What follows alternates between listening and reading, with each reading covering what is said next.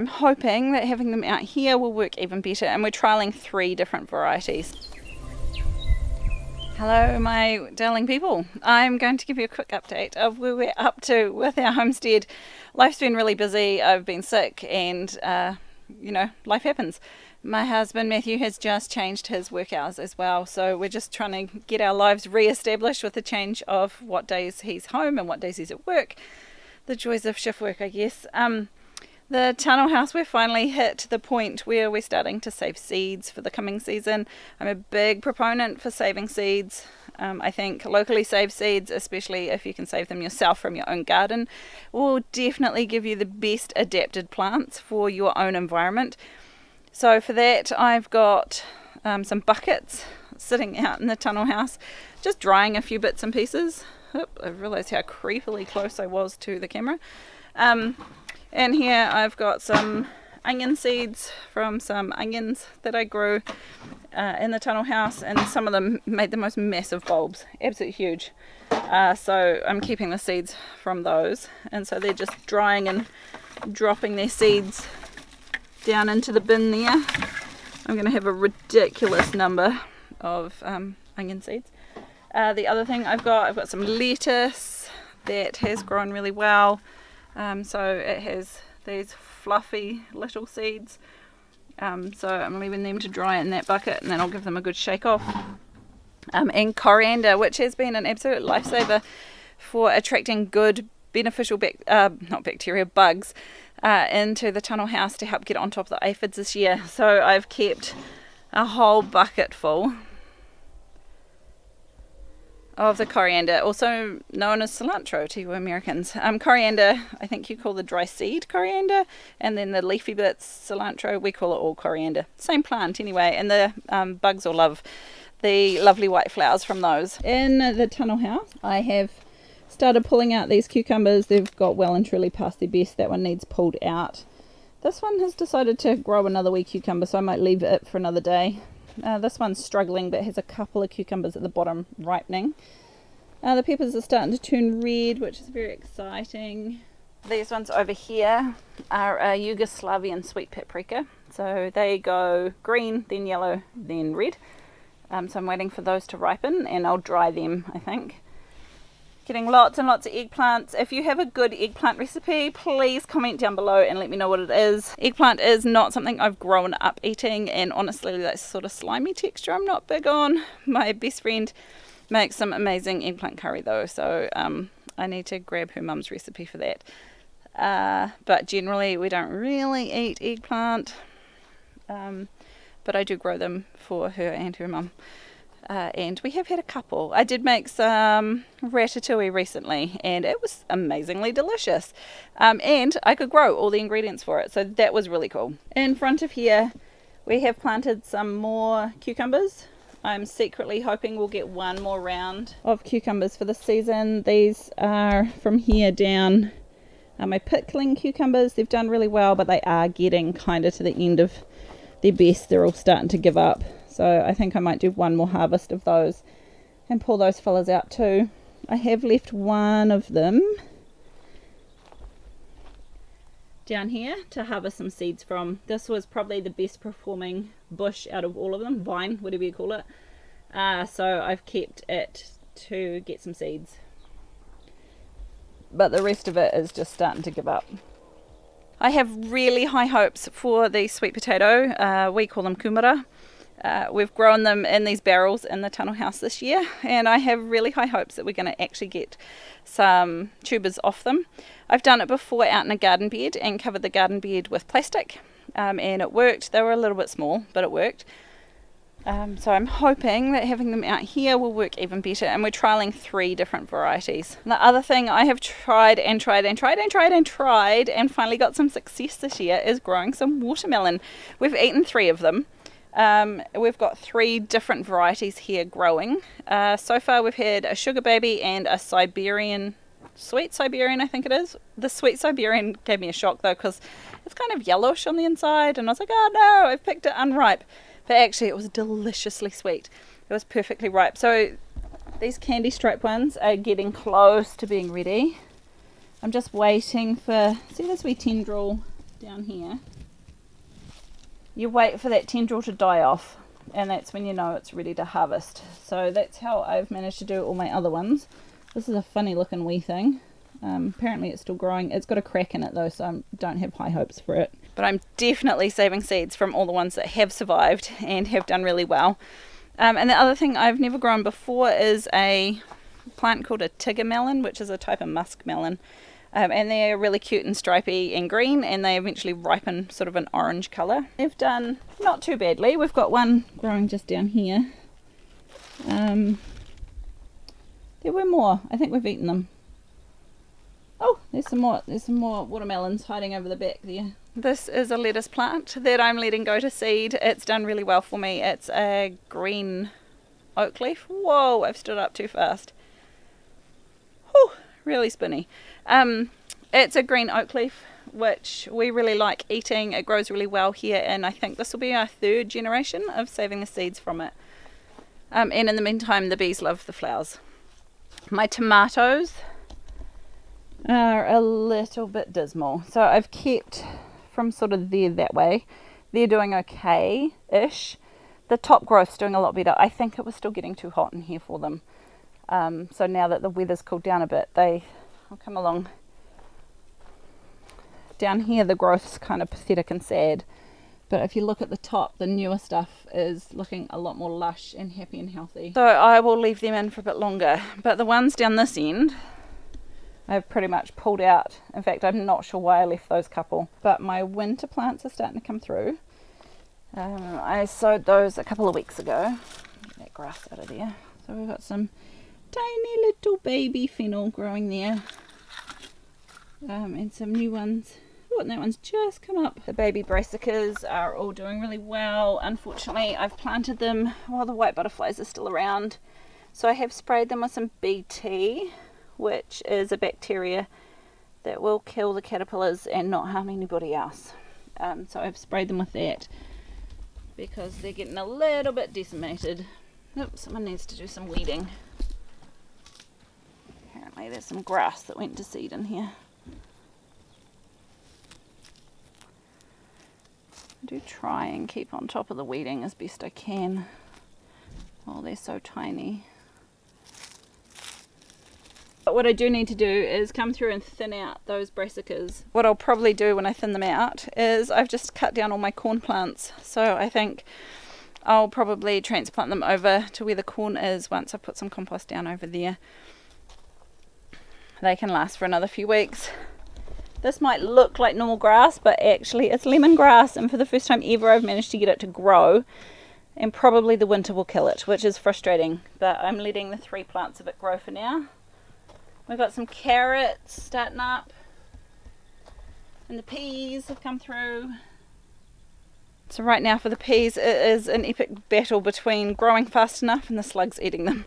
So I may have to get some kind of slug bait or something to try and keep the slugs away. Or I might have to do my favourite task and come out and actually just pick slugs, which is really unpleasant, but very effective. I think I got like 100 slugs the other night when I did it, so it can be quite effective.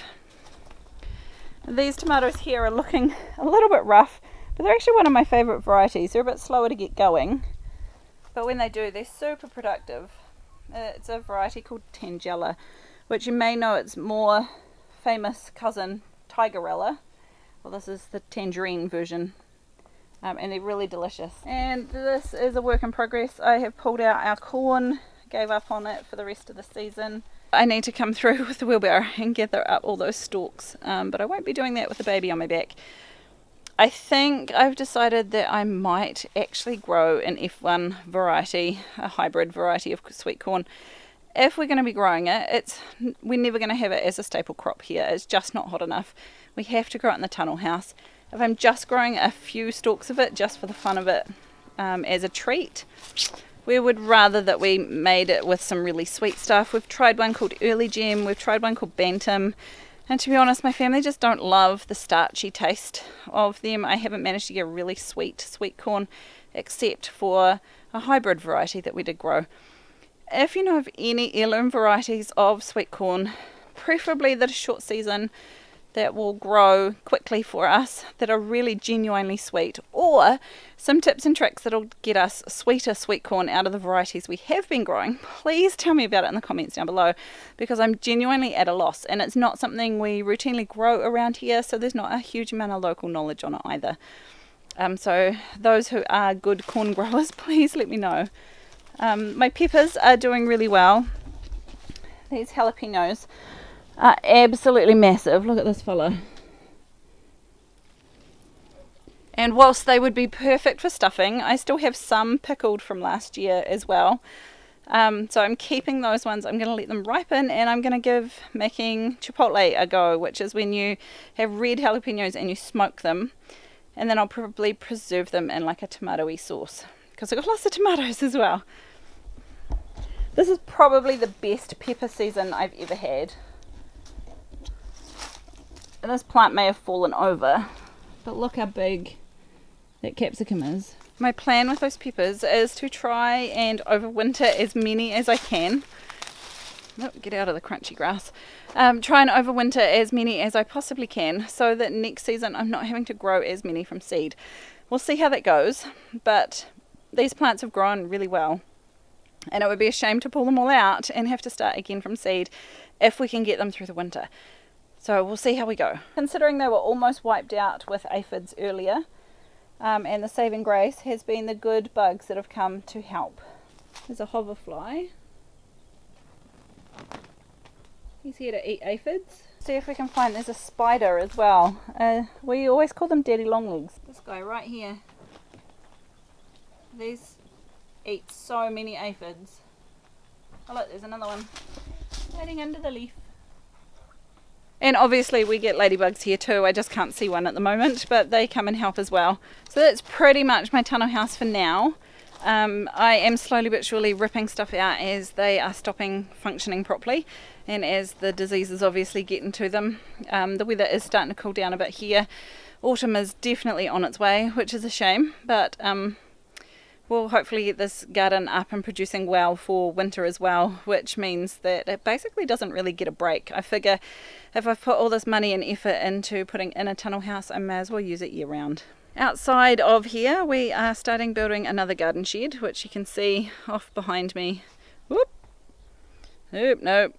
Over there. Anyway, another garden shed. That's just to put some of the bigger machines that we've got in the shipping container into, so that if and when we finally sell our house, we will have some furniture from there that we need to put in the shipping container. So we'll put the heavy machinery out of the shipping container into a lockable garden shed. That's our plan.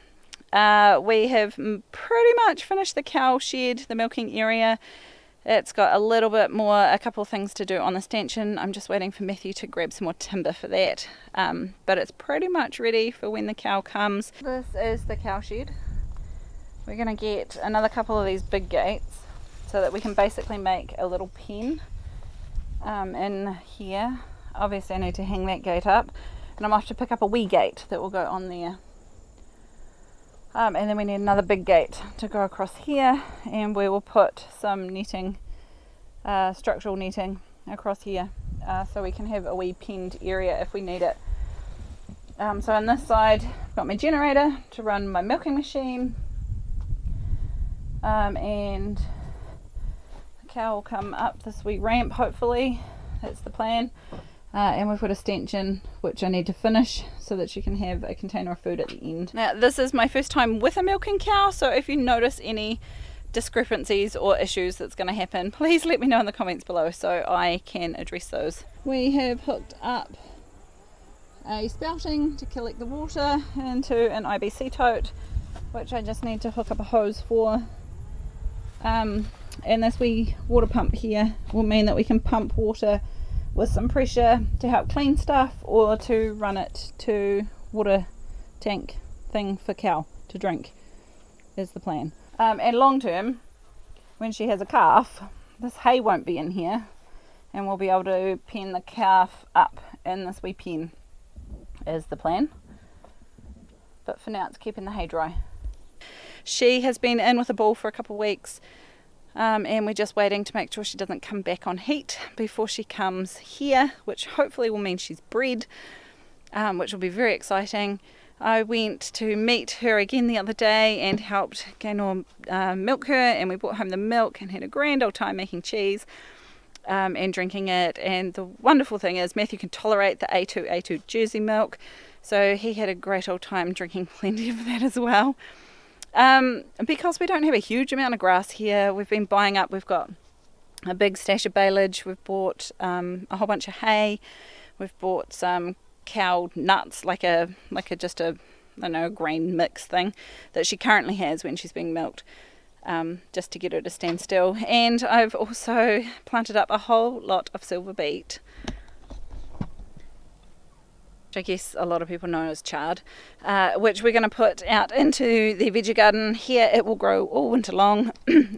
Where she is at the moment, the lady that has her is an amazing gardener, and so she gets lots of treats out of the garden. So we figure some silver beet, which we can cut and come again all winter long, will be a really great option. Another big development was we had a contact. One of our neighbours knew someone that was doing some horticulture stuff at uni, and she was growing a whole lot of native trees, and so she has delivered about 1,000 Manuka trees. If you know about Manuka honey, these are the trees that make the flowers that the bees eat to make the honey. It's got a really high medicinal quality, and this is how many she gave us.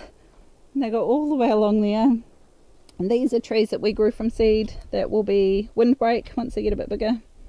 A few firewood trees in there as well. So we're going to have a massive planting day on our hands at some point soon. So my challenge at the moment is to keep all of those trees and all of these trees watered enough that they stay alive. Yeah, so this is the garden shed. It's going right next to my potting shed. So there's a nice big gap in between so I can get to my wonky gate. And we had to move the compost heap over, so there's like a million baby tomato plants from my tomatoes I pulled out last year. They were obviously in the bottom of the compost heap, and they've decided to sprout. My actual veggie garden is kind of getting to the point where autumn is definitely here. The pumpkins are starting to ripen up. Over here is the pumpkin patch, and it's doing really well. We've got massive pumpkins. This is the first year I've managed to grow really big pumpkins here, and there seems to be quite a few of them. So when the tops die down, I'll be really fascinated to see how many are hiding in here. I can spot quite a few of them, so I have high hopes for my mother's pumpkin harvest. I don't actually eat pumpkin, but Mum loves it, so she will benefit from most of these pumpkins here. And over here I have harvested the seed heads of something known as a potato onion or a multiplier onion. It grows a really similar way to a shallot. So you put one onion in the ground and it turns into like 5 or 6 other onions. But you can also grow them from seed. So I was down to one potato onion. A bunch of them rotted in the ground. So I planted it, let it develop, and it has gone to seed. And it's also grown me some bulbules. These little bulbules here, if I put them in the ground, they'll grow into onions as well as these wee seed heads will have little black seeds in them. So my plan is to put those around in some pockets of compost in the food forest so that they can sort of get established out there.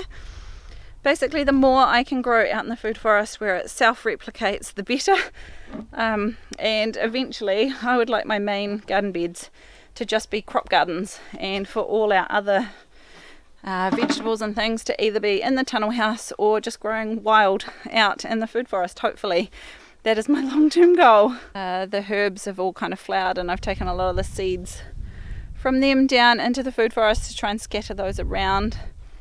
This is a Mennonite sorghum, which I've never grown before, for similar reasons that we don't grow corn here, but apparently this is a wee bit more tolerant of the wind and the cool weather. So it's one that you can use for syrup, so it's got sweet stalks. Not that I've tried them yet, but apparently sweet stalks.